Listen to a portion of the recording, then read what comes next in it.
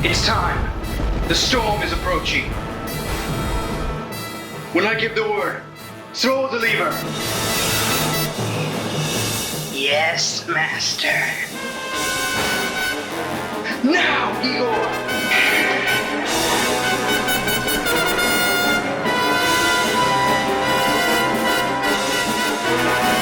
It's alive! It's alive!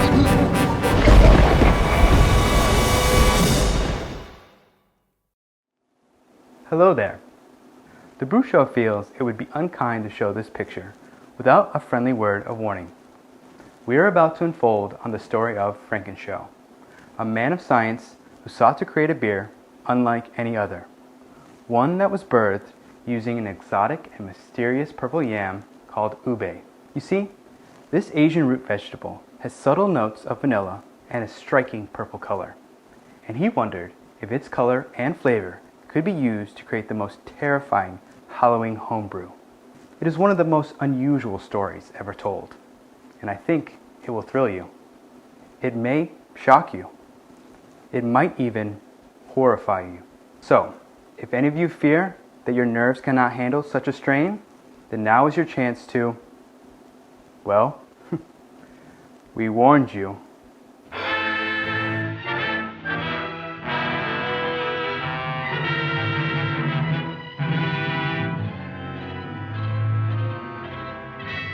When I first discovered ube, I was quite surprised. What on earth could cause something to be so purple? And what does it taste like? To my surprise, it wasn't grape or berry flavored, but in fact had a more subtle and sweet vanilla flavor. I was astonished to find that this bright color and flavor comes from a potato.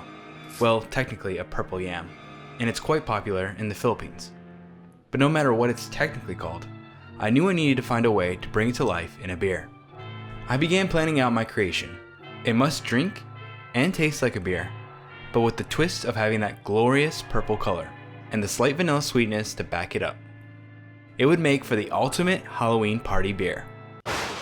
In the lab, I had a hodgepodge of ingredients, left over from other creations. So I got to work building the recipe. From the leftover stack, I pulled out remnant parts, 7% 6-row and 4% Munich malt. The remainder of the grain bill would be Pilsner. My hoping was that the Munich will add some character, but the rest of the additions will keep things simple enough to highlight the abnormal ingredient. Speaking of abnormal, finding ube was no easy task, especially in its raw, unaltered form. Of course, extract is easy enough to find on the interwebs, but I wanted the real thing.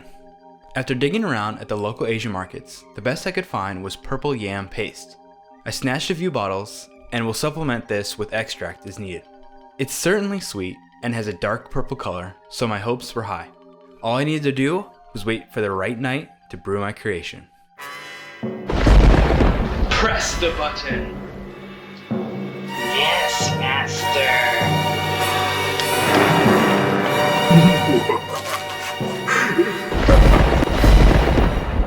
First, the assembly. With the grains crushed, I added them into the kettle and mashed at 152 for 45 minutes. After the 45 minutes, I removed the grains, and brought it to a boil. First hop would be Warrior, 1/4 ounce at 45 minutes. While the boil continued, I prepared the ube by pulling a small sample of the wort and placing it on the stovetop. I then proceeded to add the ube paste to dissolve it into the wort. The color was magnificent. Back at the kettle, I added the next 2 hop additions. A 1/2 ounce of Centennial at 30 minutes and another 1/2 ounce at 15 minutes. And finally, once we were at the end of the boil, I added in the ube concoction. I actually used 2 bottles of paste, and for good measure, a few drops of the potent extract.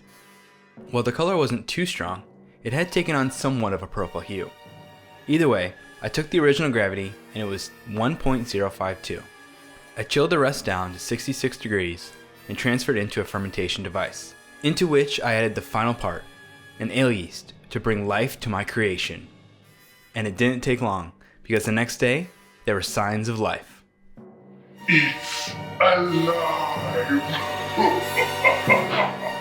A week later, I took the final gravity sample. which ended at 1.010, meaning this monster was officially done, and it had an ABV of 5.5%.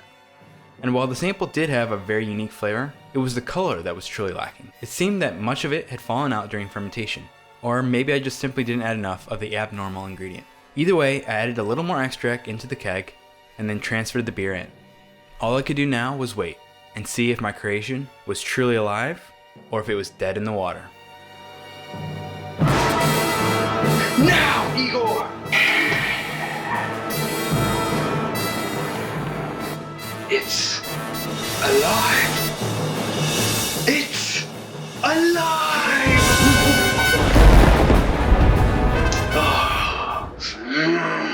Oh, I'm so sorry, I almost forgot.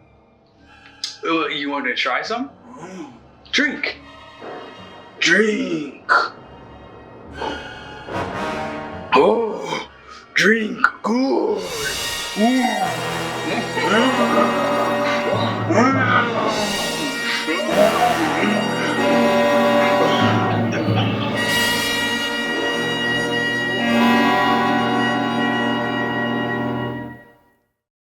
If you're feeling like staying in the Halloween mood, then check out this video I did last year. It's filled with twists and turns, and I bet you'll like it. Cheers and happy Halloween!